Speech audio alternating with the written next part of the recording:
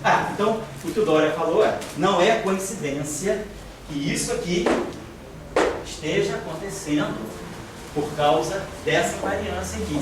Na verdade, se eu pegar essa diferencial, isso aqui é, ó, no intervalo de tempo dt, esse pulso vai viajar uma distância dx.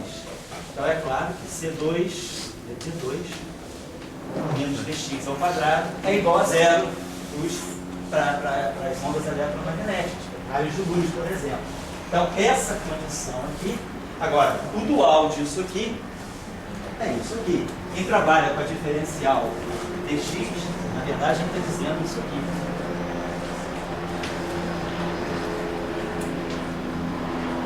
Quando uma função possível,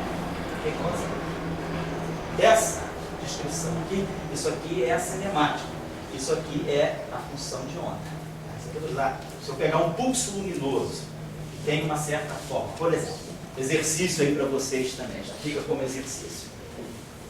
É um exercício que não é difícil de resolver, mas também não é trivial. Mas é um exercício que dá para fazer tudo que vocês sabem daqui e de um pulsozinho aí qualquer de equações diferenciais. Suponha que eu tenha essa situação, uma equação 1 sobre C2, quem fez um cursinho de ondas, né, que é lá na Física 2,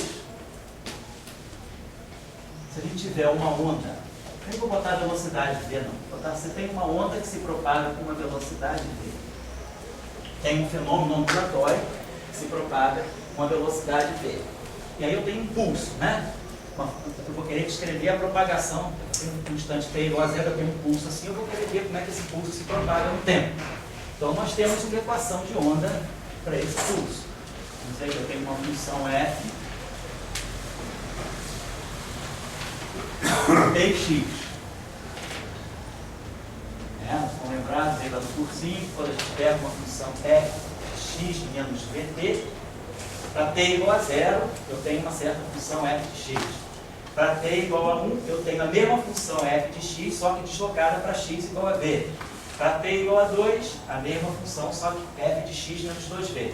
Então a gente sabe que uma função desse tipo aqui, ela está descrevendo uma propagação, né? Alguma coisa progressiva, alguma coisa que está se deslocando para a direita. Se fosse com x igual a mais, seria algo que estaria se deslocando para a esquerda. Então a gente já sabe que um objeto que descreve um pulso de onda, né? Um sinal de onda, ele satisfaz uma equação. Se essa onda se propaga com velocidade v, a gente sabe que essa equação ela tem como soluções, né? Uma combinação linear.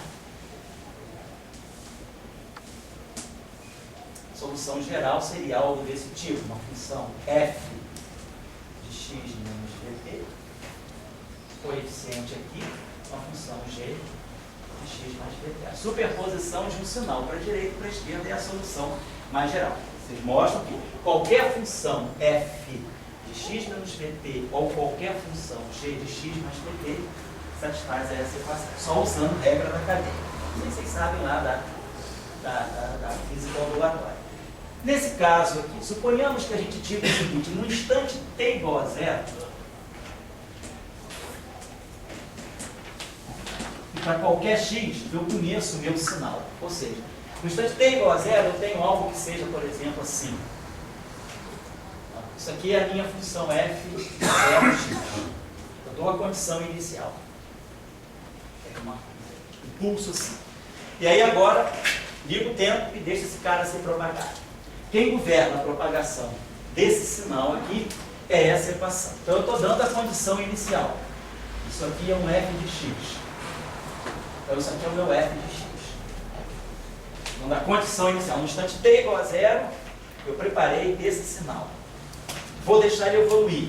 Agora a gente sabe, eu tenho uma equação diferencial de segunda ordem. A matemática nos ensina aqui, uma equação diferencial de segunda ordem, eu tenho então que dar uma outra condição inicial, que é como na mecânica clássica, quando eu conheço, né, a força, se eu quiser tirar a trajetória, eu preciso dar a posição inicial da partícula e a velocidade da partícula naquele instante inicial. Então, a partir da posição inicial do x de zero e da velocidade x ponto de zero, eu consigo resolver o problema. Por quê? Porque eu tenho a lei da mecânica newtoniana, ela é uma equação de segunda ordem no tempo. É F igual a dp dt, ou seja, F igual a m d2x dt2. E aí eu preciso de duas condições iniciais. A equação de onda também, apesar de ser uma equação com derivadas espaciais, isso aqui tem um ddt. É uma equação chamada, classificada de equações hiperbólicas. Os matemáticos sabem que para resolver uma equação hiperbólica eu preciso dar como condições iniciais não só a função no instante t igual a zero, mas eu preciso especificar também a derivada da função que eu quero determinar, derivada temporal, no instante t igual a zero, na posição x em geral. Então, suponhamos que isso aqui seja a função f de x. Claro, eu não estou derivando isso aqui, e a derivada temporal dessa função poderia ser algo assim, vamos chamar de zero. Não estou derivando isso aqui para dizer isso, não. Essa condição aqui seria a derivada no tempo. Isso aqui é a função da posição. Se eu derivar isso aqui em relação a x, claro que a derivada disso em relação a x vai ser isso. Aqui vai ficar negativa. Aí aqui a função pode ir crescendo, né? Passar aqui, né? Vai crescendo, crescendo. Isso aqui vai ter derivada zero. Vai diminuindo, desculpa, vai diminuindo. Passa por um zero. Depois começa a subir de novo, né? Então, derivar em relação a x é uma coisa, não é isso que eu estou fazendo. Eu estou dando essa condição inicial aqui, que é a derivada dessa, eu tenho que dizer como que esse objeto, no instante t igual a zero, tem a sua velocidade. É como se eu estivesse dando a posição inicial e a velocidade inicial, quer dizer, como esse pulso está mudando no instante t igual a zero. Se eu tivesse essa condição, se aqui fosse o meu g de x. Então, eu estou dando essas duas condições iniciais. Eu especifico o pulso que vai se propagar. Eu sei a configuração dele no instante t igual a zero em todos os pontos do espaço. E sei também quanto vale df dt em todos os pontos do espaço no instante t igual a zero. A partir dessas duas condições iniciais, vocês podem mostrar que a solução geral do problema é essa aqui. F de tx vai ser F, não vou acertar, acho que não está no meio aqui, F de x menos dt mais 1 meio de F de x menos dt mais 1 sobre 2d integral de x menos dt, uma variável dxi g. Isso aqui significa que se eu conheço essa função que especifica essa condição inicial e essa função que especifica essa condição inicial, colocando essas funções nessa expressão, eu devo ter que essa função... Claro, vocês vão primeiro mostrar aqui. Essa função aqui, se vocês derivarem isso aqui duas vezes em relação ao tempo, tudo isso, e derivarem duas vezes em relação ao espaço, substituindo aqui, vou mostrar que essa função, com essa forma especial, é a solução dessa equação. Agora a gente tem que ver que essas condições iniciais são respeitadas. Fazemos t igual a zero. T igual a zero. Então dá 1 meio de f de x mais 1 meio de f de x. Quando eu faço t igual a zero, fica integral entre x e x, dá zero. Então realmente dá 1 meio de f de x mais 1 meio de f de x, que é f de x. Então o f de t igual a zero x, esse objeto aqui, satisfaz essa condição inicial. Se eu agora derivo essa função aqui em relação ao tempo, para eu derivar isso aqui em relação ao tempo, isso aqui vai dar 1 meio, aí eu vou derivar f em relação a tudo isso, regra da cadeia, eu vou derivar f em relação a tudo isso aqui, então vai ficar a derivada em relação a x menos vt, de f de x menos vt, e aí, claro, a derivada de x menos vt em relação a t, dá menos v. Mais 1 meio.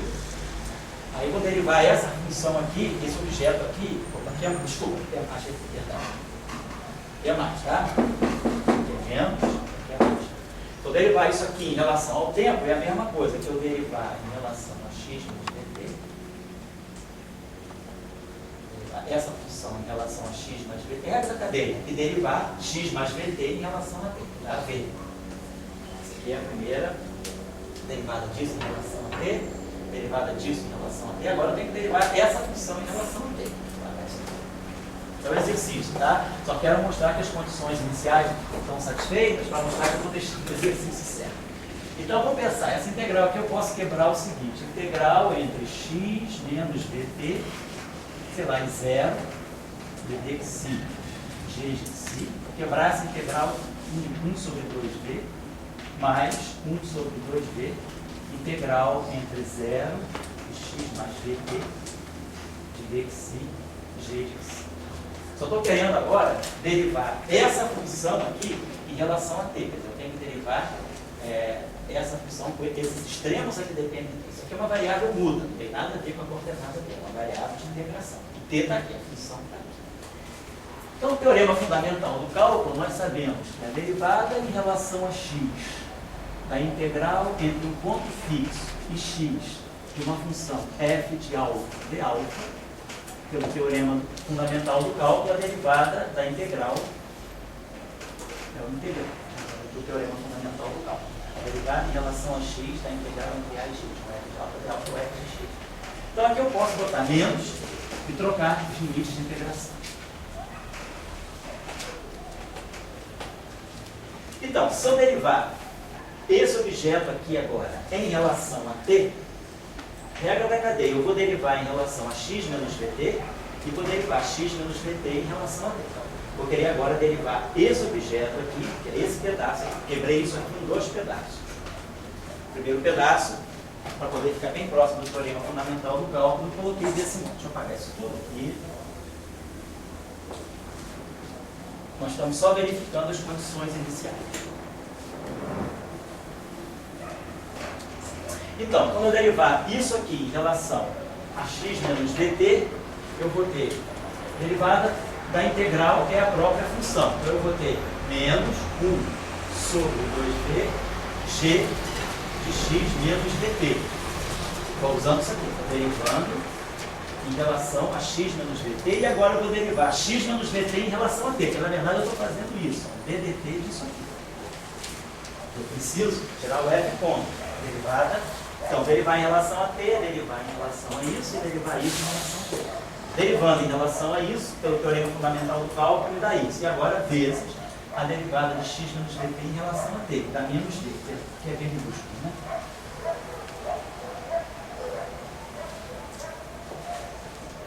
Está errado, está errado.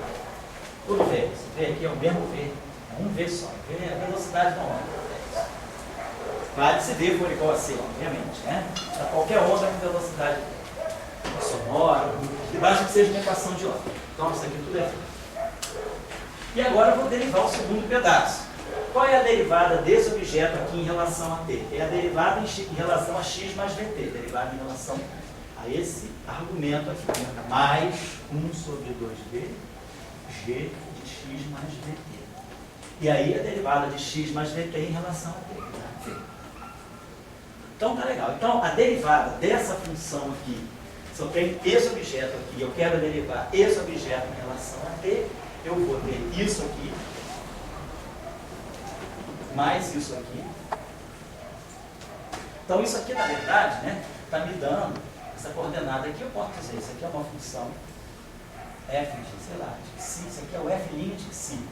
É a função f derivada em relação ao seu argumento. Isso aqui também. A função f, se eu chamar esse x mais dt de zeta, isso aqui é um f' de zeta. Então, só mudança de variáveis. E aqui, mesma coisa. Daqui. Só que agora eu vou fazer t igual a zero. Eu calculei a derivada da função em relação a t. É isso, mais aquilo, mais aquilo. Coloca t igual a zero. Colocando t igual a zero, isso aqui é x menos vt, então dá x. X mais vt, dá x. Então esse termo cancela esse termo por causa desse sinal. Esse termo mata esse. Na hora que eu substituir t igual a zero, na hora que eu pegar f ponto de t igual a zero, esse termo mata esse. Continuando, pegando t igual a zero, isso aqui vai embora, isso aqui vai embora, isso aqui fica mais. Então esse v cancela esse v, e esse 2 já foi embora. Então dá o próprio g de x. Então, se eu derivar essa função em relação a t e colocar t igual a zero, isso aqui me dá exatamente essa condição inicial. Então, realmente, esse objeto aqui é a solução geral dessa equação. Então, se eu tiver uma equação de onda que se propaga com velocidade v e conhecer a cara da onda, a forma da onda, no instante t igual a zero, e a sua derivada temporal também no instante t igual a zero, eu posso determinar a forma da onda em qualquer instante de tempo. Basta fazer essa integração dessa condição inicial e colocar uma onda progressiva para a direita, superpondo com uma onda progressiva para a esquerda, com essa condição inicial. Então, essa função aqui é a solução mais geral dessa equação de onda, dadas essas condições iniciais. Claro, façam esse exercício. Vocês têm que mostrar agora. Eu já mostrei que as condições iniciais são satisfeitas. O que vocês vão ter que mostrar é esse exercício que eu fiz duas vezes. Derivar tudo isso em relação a x duas vezes, já derivei uma vez em relação ao tempo, deriva de novo em relação ao tempo, e não tem que colocar t igual a zero, não. Agora, isso aqui, essa solução aqui é a solução para qualquer instante de tempo, em qualquer posição. Então, deixa eu mostrar que essa função aqui realmente fecha isso menos isso, atuando nisso aqui, dá sempre zero. As condições iniciais já estão devidamente colocadas aqui. Então, isso é a solução geral desse problema. Ou seja, se eu agora falo de uma onda eletromagnética, é só colocar aqui C. Então, qualquer pulso eletromagnético vai se propagar com essa forma. E aí, o que nós estamos dizendo, segundo a descrição aí que a gente está discutindo com Dória, é que se eu fizer qualquer transformação de Lorentz, esse objeto aqui é o mesmo. Essa função aqui, isso aqui, não muda por transformação de Lorentz. Então, tudo isso que nós estamos falando foi supondo que o pulso de onda eletromagnética, a propagação dos sinais eletromagnéticos, define, né, uma grandeza invariante, algo que é simétrico, frente às transformações de Lorentz. Agora a pergunta é, será que isso é a única coisa que eu posso definir como invariante?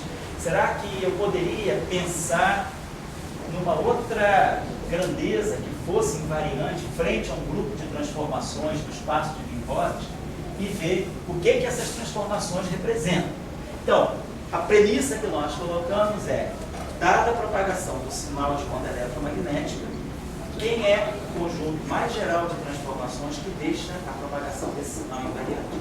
Nós vimos qualquer matriz do grupo SO1 e a interpretação física dela, dessas matrizes, são as transformações de Lorentz. Agora a questão é, olha lá,